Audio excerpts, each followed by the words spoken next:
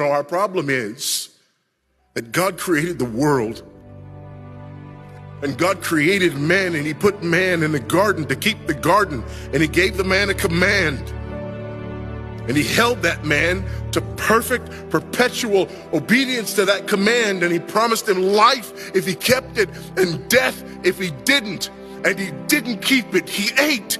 And because he ate, because of that one man, sin entered the world, and death through sin. And everyone born from that man through ordinary generation inherited that man's sin nature.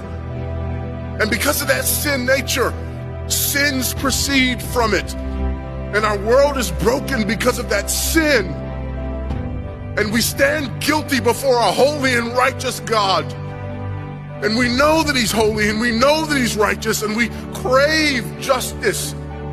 But the problem is that if God gives us justice, we all die.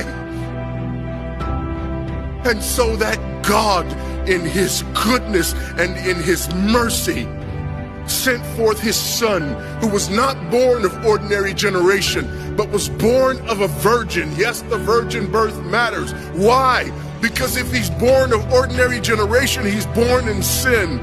But because he's not born of ordinary generation, he's not born in sin. He's clean of sin. His record is clean.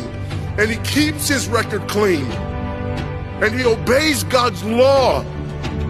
And because he's fully God and fully man, he obeys the law of God on our behalf in his active obedience. And then in his passive obedience, God made him who knew no sin to be sin for us. All we like sheep had gone astray.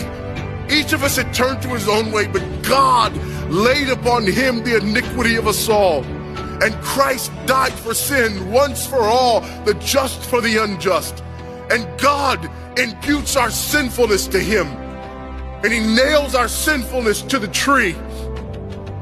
And Christ dies and raises again on the third day for our justification.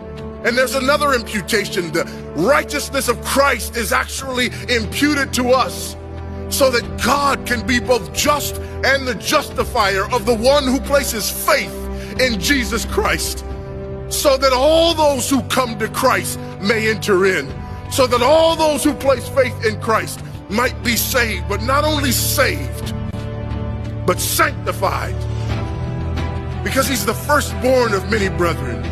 We're justified and we're adopted into the family of God, and we're sanctified, and as his children we begin to bear the family resemblance, and we're further sanctified throughout this life